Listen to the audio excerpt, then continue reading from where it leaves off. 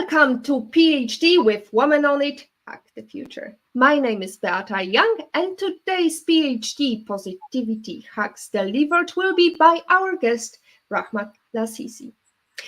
Topic: Future Focus, exploring Nigeria's thriving tech ecosystem.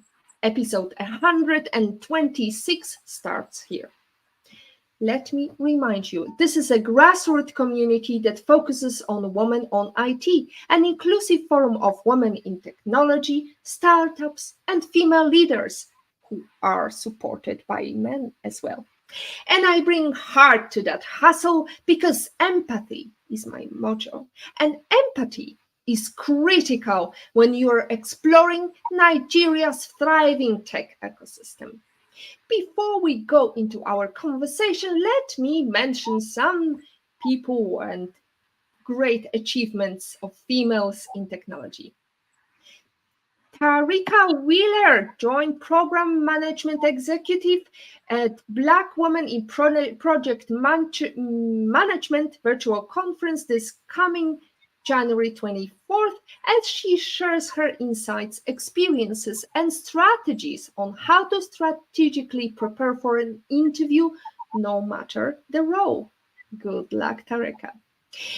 Congratulations to Johan Anderson, the Cloud and DevOps engineer, for winning the Developer of the Year award at the Nordic Women in Tech Award on November 9, 2023, and explore her latest book, Learning Microsoft Azure Cloud Computing and Development Fundamentals, for more insights into coding and technology.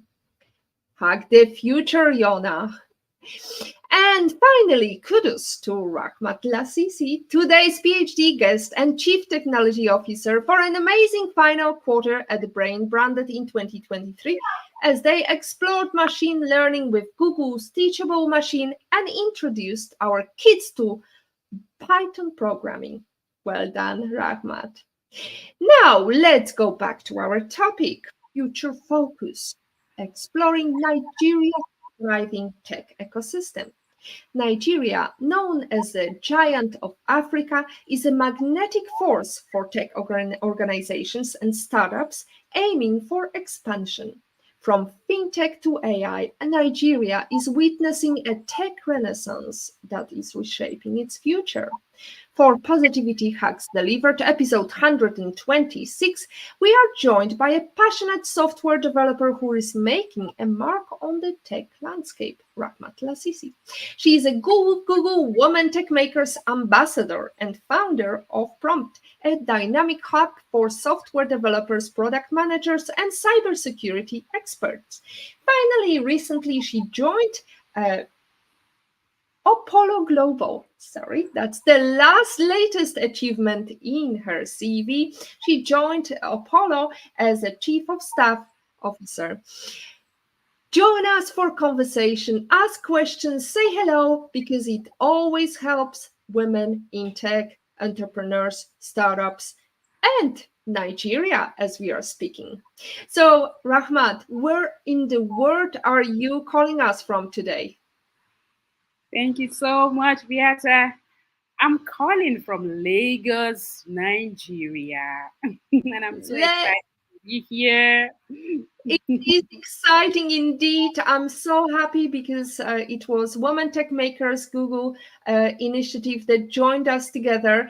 And I'm so thrilled for our conversation today, especially given the fact that I've been working with startups since 2013 when I co-founded mission to run startups activities, and we are still looking into expansion in our activities, and I've been running mentorship programs and I've been mentor myself, so it's always so thrilling to hear about another awesome woman who is working in the field. So what attracted you to startups?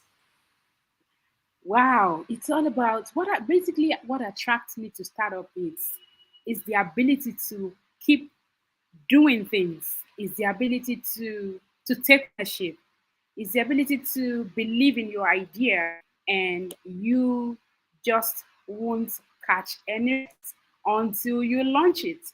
So being resilient, having that natural ability to take ownership and launch an innovation is what actually attracted me to startup. There you go. That's Rahmat in a nutshell. And we have got Olga, who's also passionate, and definitely we can see her comment. Yay, great to see you back, Beata. Looking forward to some great startup chat, Rahmat. There we go. Lovely to see you, Olga. And we need to mention the fact that there are not only great startups, but also great female leaders. Who should this world look at as a next big woman in tech from Nigeria? Or women, as the case might be, apart from you, Rahmat. Yeah, great.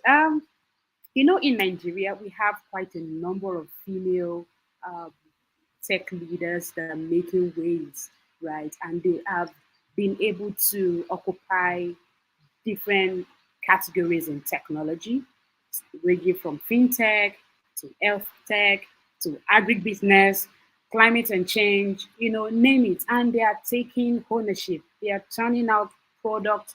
They are smashing goals. They are making amazing remarks.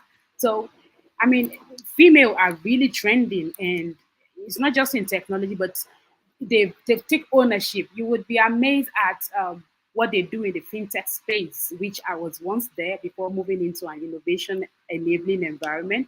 And we were able to do, build wealth, sort of build a platform that allows women, right, to build wealth, right, to have the culture of saving, to have the culture of being future conscious, to take ownership of their finances.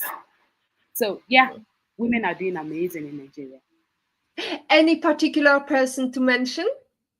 Okay, so I would just straight mention Ifedro Simieti. I worked with her for about for almost 2 years, and then we built an amazing product called the Economy App, and it's a fintech app. It basically allows women to save.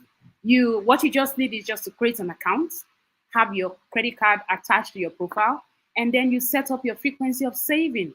And then voila, your wealth just keep accumulating. Whatever frequency you intend to set, you set it. Let's say in our denomination, it'll be 500 naira, 1,000 naira, if it is daily, if it is weekly or monthly, whatever you intend to set. You will be amazed that in a month you set 1,000. At the end of the month, I have 30,000 naira. I can then withdraw that, use it for a purpose, whatever. So it gives me financial freedom, right? And then we encourage women to build their own wealth. Look at that solution. That's amazing. So I'll just make reference of the very closest one that I was part of. There you go. I'm sure we can touch upon more during our discussion. If you know of a great female leader, not necessarily from Nigeria, you can always mention her on the chat. Just hit that chat button, start chatting to us, make a like, make a love, and the more comments we get, the more access to those underserved, those who are minorities, they will get their seat at the table. So speaking about the seat at the table, I mean, we keep talking, and this theme is quite apparent, whether it's speaking to women from US, Europe, we had some people from New Zealand appearing on the show.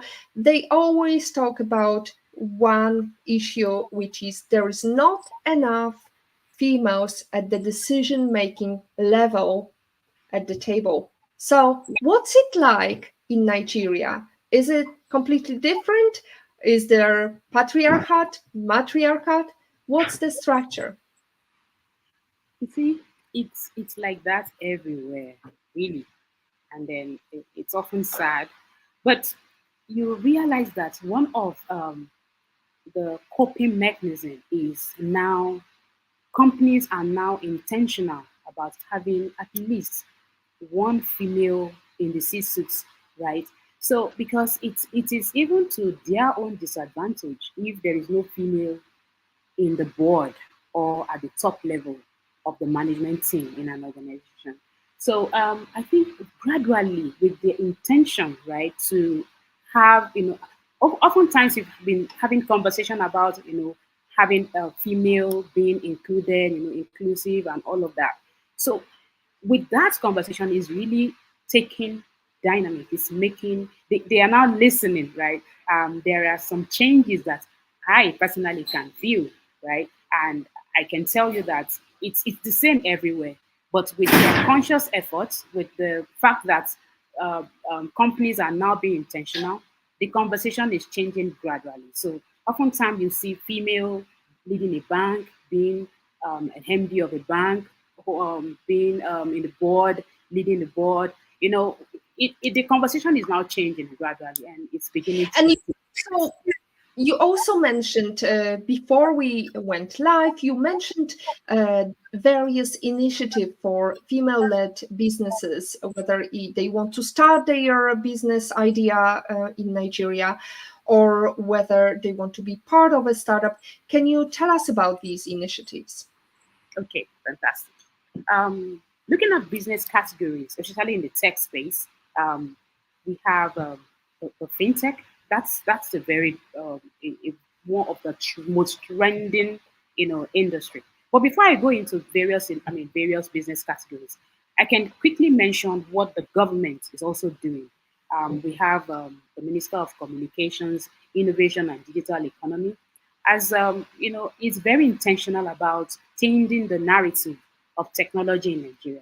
So they, with the government having this amazing intervention, they've been able to launch some programs that are really impactful.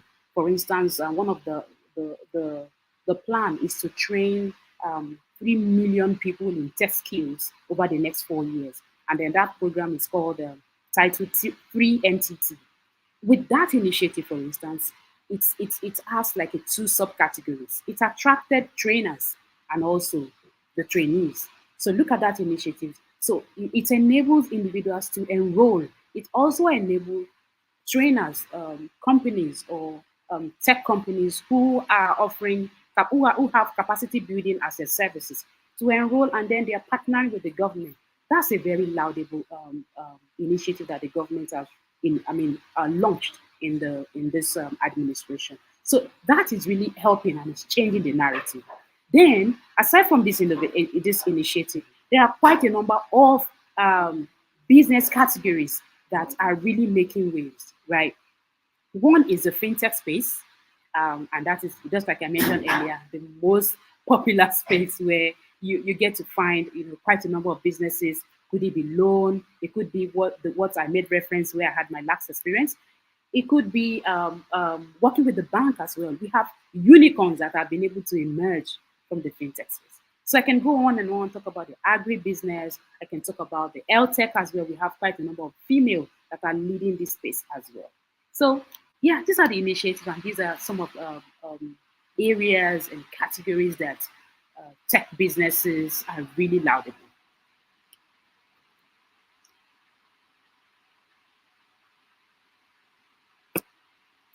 What are the unicorns in Nigeria? Sorry, I was muted. Okay, yeah, I was going to say that. I didn't get that.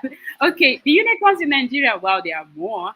So we have Paystack, we have, which are in the fintech space, we have OPay, we have Money Points, right? And yeah, these are companies that are really being at the top. Flutterwave is another. Jumia in the e-commerce space is among those who have, emerged as unicorns in Nigeria. And they are all in Lagos. They have their offices in Lagos as well. Excellent. So Lagos is definitely leading the change. Now, when it comes to setting up a business as an expat, how easy it is or difficult? Setting up a business as an expert, it involves a lot of experience, right? It involves a lot of being intentional. It involves skills, and it also involves being in certain accelerator programs, just like where I am right now, Okolo Innovation Hub has built sort of an incubator system that enables, if you're trying to start up a business, you could have a shoulder to rest on, so to speak, because it's an innovation enabler. It provides an environment for you to be able to learn from other people's experience. It's not all about the experience that you have. It's always best to leverage on mentors, other expertise, so you can learn from that have run similar businesses. So it's cut across all of that. So for instance, what Okolo does is that it provides um, um, an environment, right, that would nurture you, and then you can become a unicorn. You can be seen and be perceived as a global innovator. Yeah. So pretty much this is what it takes. It takes you also to participate in quite a number of accelerator programs, right? Just like what we run, and then quite a number of, and then have a mentor that guides you, and then have the skills, the know-how, know your numbers, try to project. So that way, with all of this practice and more, will enable you to launch a smart a business that is destined for success. It is destined for success, not just because of the scale. It's a giant of Africa, with Nigeria's population surpasses 200 million. But also, I think there is very interesting demographics. So apart from population, we've got youth dominance, we've got digital natives, apparently. Nigerians, mainly in this demographic, are digitally native, but also majority of people have access to the internet via their mobile devices. So would you Yeah, have a startup who's active in mobile app development? excellent. Yeah, looking at the demography of Nigeria, and then aside from the fact that with the 200 million people in Nigeria, we have different states, and for instance, in Lagos, where I reside, it's the center of excellence. It is where you will get to see it's basically, I can say it's actually saturated with a lot of startups, tech startups, launching different ideas, turning out different innovation. Of course, I just mentioned that unicorns are also residing here in Lagos. So with the population, it's actually an advantage when you launch any technical business, any business that is in the tech space, be it fintech, and as long as you are solving a viable a unique problem, right? And you, as a business, you are also able to launch an MVP. So speaking of my recent experience in the fintech space, what we did basically was to launch an app. When you launch an app, it's more like an MVP. It enables the intending user, the target audience, whom you are looking at getting to start using this app, are able to come on board, are able to download the app, are able to sign up, and you realize that you can get feedback, go back to the engineering, turn things around again, fixes and all of that, and then you launch the updates again. So the population is a major advantage. So it enabled us in Nigeria, especially we in Lagos, to launch a solution, and then you already have users that are waiting, that are ready to start using your application, because there are quite a number of challenges to solve. Challenges in finances, challenges in education.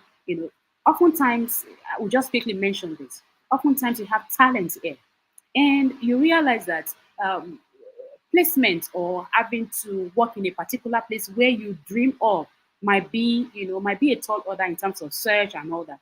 But if you are being nurtured, by my organization, for instance, Apollo, would be able to fine tune you, improve your soft skills, and then ship you to where you can really work, right? Where you would be able to unleash a lot of creativity within you.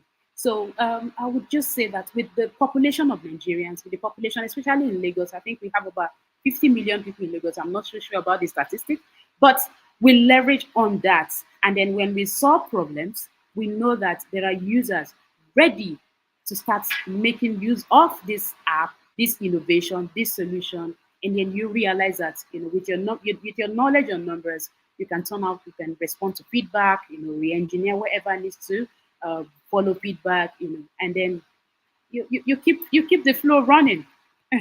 You keep the flow running. However, the question is about the talent. You mentioned the talent, and you mentioned the fact that government is going to invest into technology education. Yeah, Is there a talent pool available if you wanted to launch your startup and are looking for developers in Nigeria? absolutely. For instance, we have quite a number of businesses have database of ready, refined talents that are specific. For instance, in technology, we have various tech stack.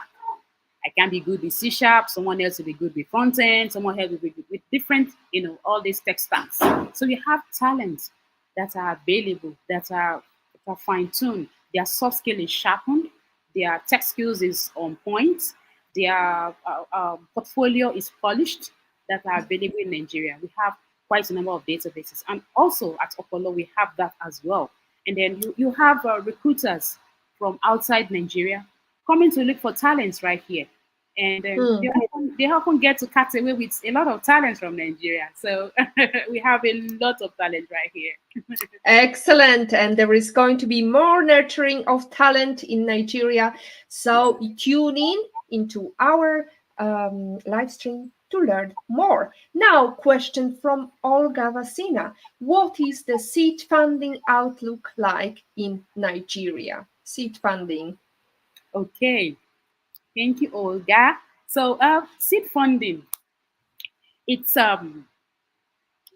we have, okay, let me start from looking at different organizations that turn out opportunities, right? There are investment companies, right? Venture capital, some are angel investors as well. They turn out opportunities, and it's often like you being a startup, there has to be a particular category. So oftentimes it could be in edutech, it could be in fintech. They want to hear from you.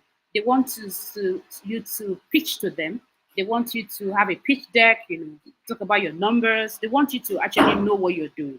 So it could be that you've actually launched, and it could be at the very planning stage. So it depends. So seed funding, with when you are able to put yourself forward, and sometimes it comes like an application. It's a program. It runs for a particular period. So if you put yourself forward, have your business entered into this application, for instance, and you are selected. So it's pretty much you pitching your idea, and then you are able to get the backing. And I can tell you, you are even at an advantage being a female, right? And then being an owner of a tech business. So they actually want to hear. But oftentimes you realize that quite a number of females are not in this space. For those of us that are there, yeah, we are milking it because they really want to hear from female founder. And even if you're not the main founder, at least let it be that it's female, partly owned. So because the traction needs to change, the engagement also needs to be different. We want to hear more females. So as it is in Nigeria, it is all over the world as well that we don't have so much female founders or female who are putting themselves forward. But with all of this information available, all of this opportunity available, um, it's sometimes Google has even introduced a different seed funding application, basically to encourage female to apply to put themselves forward. So in Nigeria, we have black-owned investment companies, venture capitals, angel investors, and they are doing fantastic when it comes to helping female-owned tech businesses accelerate. We've got a follow-up question from Olga. Thank you, Rahmat. So it is usual people go to accelerator and to incubator route in Nigeria, or do startups build in garages like in Silicon Valley classic stories? Good. Yeah. You see, we have both scenarios. We have hubs. We have hubs. We have hubs at different locations. Most of these hubs are privately owned. We also have hubs at Opolo. And there's a popular hub, the CC hub at Yaba in Lagos here. And we have a hub at different universities, Obafemi Awolowo University, that's in Oshu State. We also have a hub at Ikoyi. So these hubs is more like the garage that a typical example of the Silicon Valley, where you see various startups, right? They are able to, they can be in twos, they can be in one, and then they are nurturing, they are developing, they're working on their ideas. And with all of this, it's actually an enabling environment. So easily they can be seen, they can be, incubated, they can be picked because they have the investors. Of course, the hub has so many activities. Investors are here. It could be angel, it could be VC. They are there, and then there are days. Just this is me speaking specifically of the one we have at Ikoyi. There are days where we have the angel investors with us, right? And then we get to listen to it will be more like a pitch deck day, or a pitch day, a free pitching day. So you come, you pitch your idea, you show us a deck if you have an MVP, if you're still in the planning phase, and then right there, if your idea is worthwhile, voila, we invest. So it's two ways. Voila. It's that way So or the other way. it's really easy, Olga. You just connect with Rahmat, and she's gonna guide you through. And also, if you want to read more, it's apollo.global. We're gonna put it in the comment section. You can follow up. But stay with us. We've got more to come in our discussion. Patrick, IPOV in Patrick's opinion is saying, great discussion. Clearly, a lot of emerging nations have been operating offshore development for overseas nations. Is this prevalent in the Nigeria tech scene, Rahmat? Okay. Yeah. Um, you see, okay, let me just speak from a scenario. Oftentimes we realize that both of our talent here, okay, are being shipped abroad, looking for greener pasture. And you realize that after some time, they make a U-turn, they come back, and they've gotten the experience that they need over there. And when they are here, they tend to turn out, amazing solutions. So it's pretty much the same, right? Where the way it's happening over there, and it's also similar to what we get here. So it's I hope I'm answering the question correctly. It's it's in Nigeria, right? In Lagos precisely. You get to see that all of these talents, whatever is possible out there, it's absolutely easy to achieve here. Absolutely easy to achieve here. Okay. So yeah, so pretty much that's Well, well, I guess it's also the human connection they are lacking. They are missing their families, because I believe your culture is very closed family bonding, right? yeah. Well, give us more examples, because for example, in Poland, especially during the Cold War, we had lots of people leaving Poland, but not many coming back because there is so many opportunities that are so tempting that they didn't feel like coming back to their families in Poland. So I'm wondering, what's the dynamic in your country? Okay. Um in Nigeria, one of the challenge is the economy.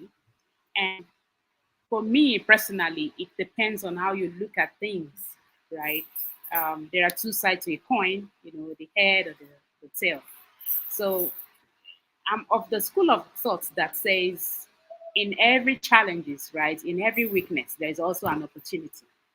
So what the dynamic that I have experienced over time is when Nigerians, move abroad to either explore or where their skills is more appreciated, right?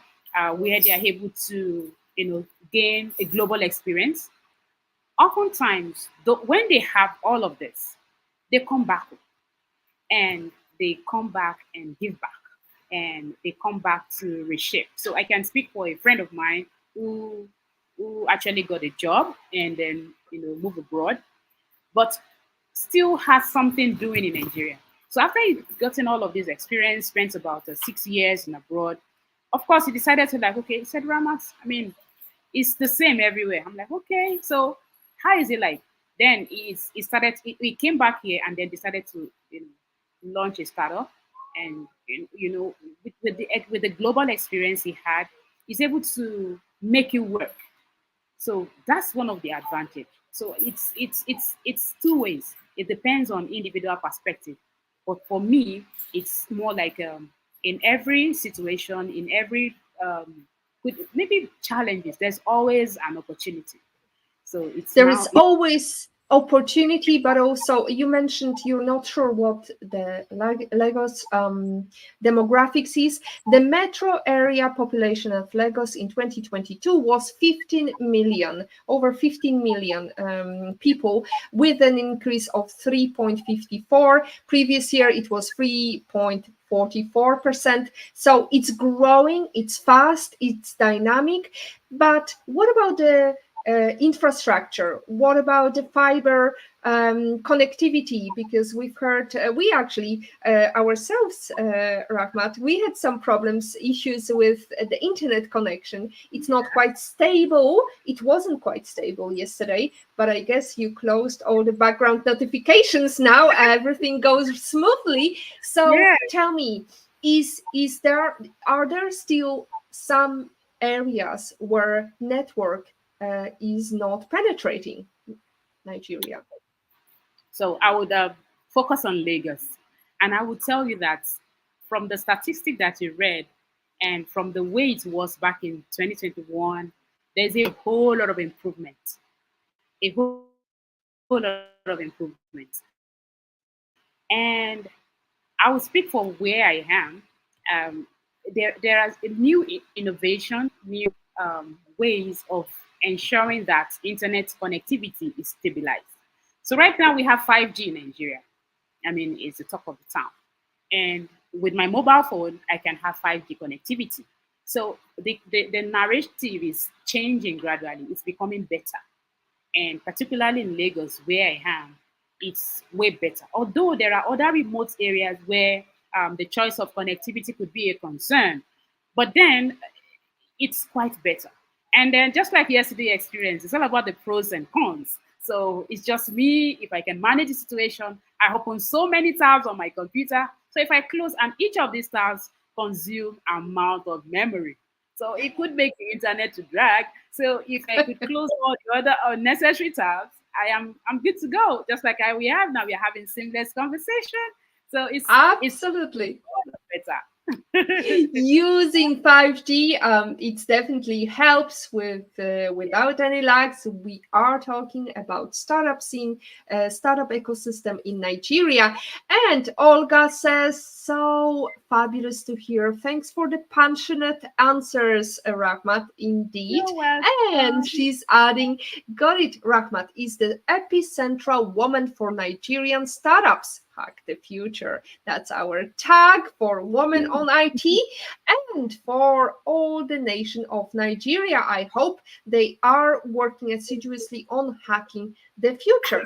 Now, next thing I wanted to ask you about the programs. You mentioned your company is privately owned and it has got some programs. Could you tell us what these programs are? How can one apply? And is it open for foreign startups? I mean, for expats to launch their startups in Nigeria?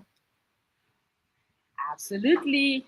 Okay, so I will start to talk about various initiatives that we've launched at Opolo Global. We have Scribe. I would want that you visit our website to actually learn more about. Also, I would make a reference of the website. First of all, the mission is basically to identify talents, and identify ideas. We support, we accelerate the early stage growth driven startup, right? We do that through either by infrastructural support, by resources, capacity building, maybe by training, by mentoring. So oftentimes it's just funding that this early stage or growth stage startup just need. We do that. And then even when you are not there, we package you and ensure that you are investor ready. All of what you need to have so that you are investor ready, we make you there. And then we give advisory support. So among all of this being our mission, we have some values. And in all of these values that we have different programs. We have the Scribe, we have the Digital Industry Innovation Program, and then I will still give details about it. We have the Build for Trade program, and we have the Innovation Knowledge as well, Innovation Knowledge Mission program. So, but the most attractive one is that we have our hubs situated at, quite a number of locations across Nigeria. We have 4 hubs, particularly in Osun State, where we have this raw talent, where it's easy to identify them in terms of it could be that they have an idea, and then oftentimes most of these unicorns today actually started their idea from the school, from the campuses. So we do not want to be far from them. We want to have them close to our home, and we have the hub where they can easily just come in. They have access to internet, and then we are being sponsored by. We have partnership with the government, right? So we allow the environment is enabling for these individuals to come in, work on their ideas. They can pitch, just like I mentioned earlier. Now, So what do you, I'm sorry to interrupt you, what do you mean cooperation with government? What does it give you? What's the incentive of cooperating with government? Okay, so cooperating with government is more like a partnership. So you have this the arm of government, say Bank of Industry, right? And it's all about being the backbone to ensure that anything that has to do with innovation, with raising talents or nurturing talents or ensuring that incubate early stage startup are able to to scale, to launch their business, to launch their idea. So what they stand for, and then they stand for different industries as well. But our partnership with them is more of funding. So they are our backbone and ensure that we are able to to create these hubs, and we are able to turn out individuals who are really making waves. Okay, who have able to launch their ideas. We are able to train them. If it is a training program that we've organized, it could be as easy as data science, right? They could learn about data engineering. They can learn about programming. It could be Python. It could be that, okay, it's about product design or product development. So we have all of these numbers of talent that we have trained, and then they are ready to be shipped for employment. So this is just me scratching the surface. So these are some of the programs that we run. And aside from that, we also have investors, angel investors, where we have their association within our purview, and we have businesses, startups, anyone we are able to identify. So if we can coach a business if we see how they are performing, and then we can offer them that, okay, if you can pitch to our investors, we can help you to scale your business with X amount of funding. Maybe $1 million, we can inject it to your business. Maybe it's $2 million, we can inject it to your business. So these are the kind of initiatives where with different programs that we have. Then we run webinars. We have a hub. We have a core working space where you can just if you're looking for an office, you can just come into our space, use our internet facility, and then you are able to think and work in a serene environment. So these and more. And you can work alongside of Rahmat. That's definitely the biggest incentive. Yeah. Now, Yeah. Patrick says, thank you, Rahmat. He's asking, is the startup ecosystem hugely focused on Lagos, or does it stretch throughout the regions?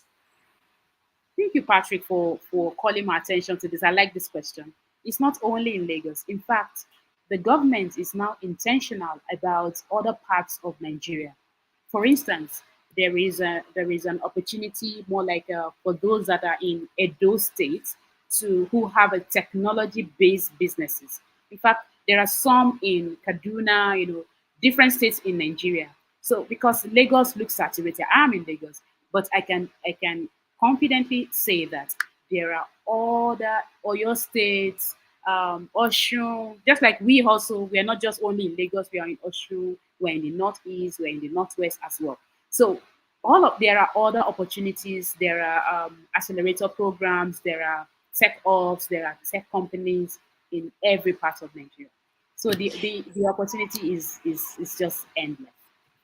As we are heading towards the end of the show, we need to speed up the conversation. Olga is saying that's so good to hear about the Nigerian diaspora coming home and helping out in the country. That's our previous conversation. And Patrick again is saying, what is the breakdown of startup focus? Are they predominantly domestic Nigerian focused or regional or further afield to Africa and other continents? Okay, great.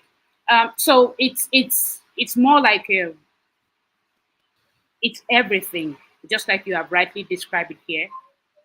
Some are domestic Nigerian focused. In fact, most are actually African focused. And then because take a look at fintech, for instance, what works here in terms of onboarding user, in terms of compliance and regulatory requirements to own an account, might not necessarily work in Kenya, okay, or might not necessarily work. So even though we have these startups operating in Nigeria, they are location dependent in terms of the compliance and then regulatory and stuff like that. So it is global. So for instance, Paystack is in Nigeria, it's in Ghana, it's in other African countries, right? So it is not only domiciled here. And then you realize that there are some businesses that are incorporated in Nigeria, but it's not founded by Nigerian. So Opay is an example, which is more like it's owned by the Chinese, and then they have it heavily here in Nigeria. So it's Nigeria is actually attractive to launch your idea. Yeah. So it's coming back to the questions we always like to ask our guest. And this is the question: what are the top 5 soft skills all career driven females, in your opinion, should have? Give us a bit of flair from Nigeria. Okay.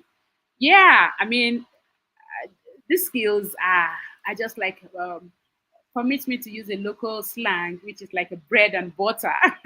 Uh-huh. So, on my list, I would say effective communication is one. Okay, you have to be able to communicate clear and concise. Adaptability also is another.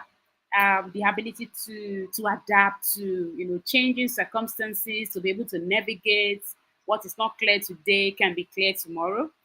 That's for me is second. Then it's key to have the collaborative spirit, to be able to have that collaborative spirit where you can work with another female. Teamwork, okay. It makes the world easy, and then it makes it easy to turn out ideas. Mhm. Then four for me would be emotional intelligence, right? Yep.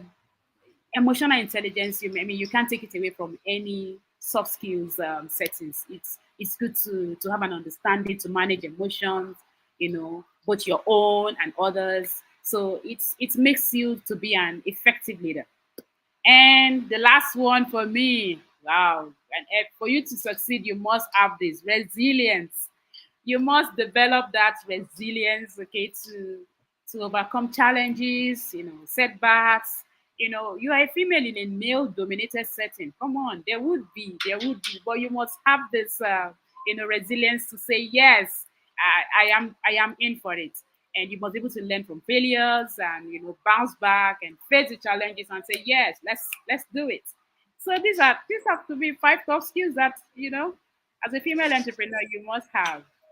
You need to work on that. You need to hack the future, have resilience, or as Mae Jemison says, don't let anyone rob you of your imagination, your creativity, or your curiosity. It's your Yeah. place in the world, it's your life. Go on and do all you can with it and make it the life you want to live. Before we go into the life lesson quote, we always like to ask about life lesson quote. I want to ask you, what is the number one book you wish you read before you started your career? Hmm. And that book is Nice Girls Don't Have the Corner Office. Aha. I really wish Nice Girls Don't Have the Corner Office.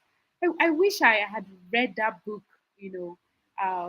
a long time, right? And when I read it, it gave me a clear perspective about, how to hone your career, like stand tall with career. Career is different from the girlish behavior. So you will be able to focus on the job and not take everything so emotional. Naturally, we women, we are emotionally attached to things, but to be objective and take feedback as it is, and you know, just respect the job, not attaching emotion to it. So it's not like being a girl, but being a woman, right? And then working and then being able to work with different people regardless of their background, regardless of their color, regardless of their beliefs, and you being able to get things done. So I wish I read that book earlier. It really gave me an eye opening on how to really be career focused. Because after all, as Susan Wojcicki says, the tech industry will be even more innovative and successful when we have more women building it. There you go. Now, another quotation. Eleanor Roosevelt once said, we don't know the true strength of women until we put them in hot water. So, in life, Rahmat, how are you in hot water? How are you brewing? Wow, that's a very, very hilarious question. At the same time, it's yeah. Let me just respond to it. So for me, what I do when I am in this situation is I understand that it's okay to feel the pain, right? When I'm in hot water, like, oh no, this is not conducive. This is not bearable, right? And it's okay to cry. It's okay to feel down. But hey, girl, if you're out of the hot water, you clean yourself up, you know, do not what needs to be done, and then get back to action. So it's a spirit of resilience. It's a spirit of, this is the focus. This is where I'm heading to. So, and then vision board also helps to keep you focused, to remind you of who you are. So, I mean, that's what I would do in my case. I'm out of the hot water, I feel the pain, I cry, I'm sad, I feel, and then, you know, ginger and get back. Ginger is one of the slang we also use in Nigeria. So you ginger yourself and you're back up. Oh, ginger yourself, bread and butter. I'm just learning so much from you today. And I love that because it definitely goes with the resilience attitude. You add a bit of ginger to your tea or a bit of ice, cool down, and just deal with it. Now, it's time to ask our favorite question. What is your life lesson quote and how did it impact you? Hmm. One of my life lesson quotes is I think I picked it's not a quote per se, but I picked it from the books I've read, right? Um, it's more about resilience. I can't really think of it at the moment, but it's more I about think resilience. got it. I've got it. I made a note. We've got it in our notes. Thank you, Racy. Maya Okay, Angelou. I've learned that people will forget what you said, people will forget what you did, but yeah. people will never forget how you What made them make them feel. feel? Yeah, they can forget about what you do, what you say, but they will never forget how you make them feel. And that has been my mantra. I'm a natural leader, so it's I make people feel good. If you're working with me, you will want to learn, you will want to grow, you will be on your toes. So it's the feeling that I live with them that's and then it goes a long way. So oftentimes I just receive a call and say, "Thank you, Ramat. Oh, thank you. You made me do this. You made me achieve this." And I'm always proud to hear that. Yeah, that's my favorite. Thank you for reminding me. I love that, Ramat, because I kept telling you Rahmat, and now you're a people's person. Definitely didn't correct me. You just carried on because what matters is really the human connection. And we are having fun here. We are talking about the startup ecosystem, female entrepreneurs, and we are talking about what is important human intelligence, not so much AI or machine learning. It's the human intelligence that brings us together to be able to talk and jump sometimes from topic to topic, but have real good conversation. Now, let's imagine that you could meet anyone in the world for a private breakfast. Who would it be, and where would you choose to meet? Excellent. So this would be, you know, recently I just transitioned to the edutech space, which is why I'm now with Apollo Global. It's all about innovation, working with people. So I would like to invite, and it's still in Nigeria here anyway. So I would like to invite someone I have seen that I've admired, a female who has been doing that, and that is Wura. She is the executive director of Tech for Dev. I love what they've been able to do over time. So it will be okay, let's have lunch at a very cool place. And then I would be able to hear from her and, learn from her experience, chat about life and how she's smashing all of this, winning, and able to, get these girls and turn out these numbers, being able to reach, a lot of location in Nigeria, not just limited to Lagos. So I'll be able to, tap from my experience and see how she's doing it. So Vura Oladepo, right? Yeah. Is that the name? Sorry, I'm not. I hope I'm not pronouncing it badly. But why would you choose her? She's executive director of Tech for Dev. You have written to me, but I'm wondering why do you believe she's such a great role model? Okay. Um, it's because she's able to do what I'm about to venture into in my locality, in my community in Nigeria. So it will be easy to learn from her experience. I'm sure she must have made mistakes, she must have done it wrong, and then she must. So it will be easy to learn from her, and and then it would be like I have a first-hand mentorship, in my locality, not even outside Nigeria, but within here, operating it here because it's not easy sometimes. But when you see someone who has done what you plan to do, it's just best to learn from them.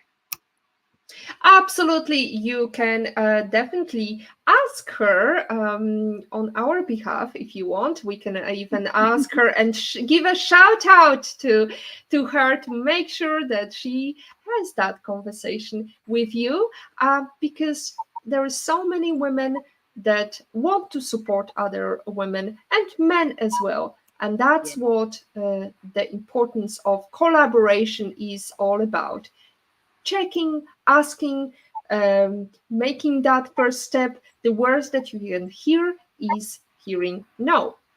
And that's it from episode 126 of PhD Livestream. Thank you so much, Rahmat Lasisi.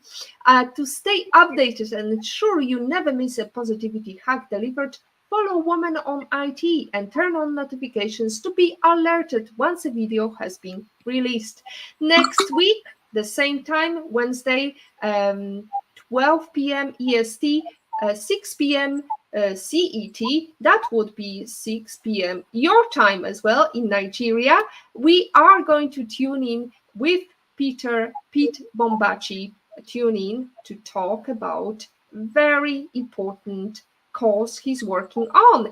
Thank you so much, Rama. Thank you to our lovely audience who participated and asked question. Olga Vasina, Patrick Young, it's lovely to see you all. And there is my quotation from Maya Angelou: if you don't like something, change it. If you can't change it, change your attitude. And as always, our positivity quote comes from Positive Thinking Only and goes: look for something positive in each day, even if some days you have to look a little harder. Today is your day to hack the future. Hack the positivity you want. Thank you so much for all your positive tips and hints, Ramat, and I'm looking forward to see emerging female entrepreneurs from Nigeria. Thank you.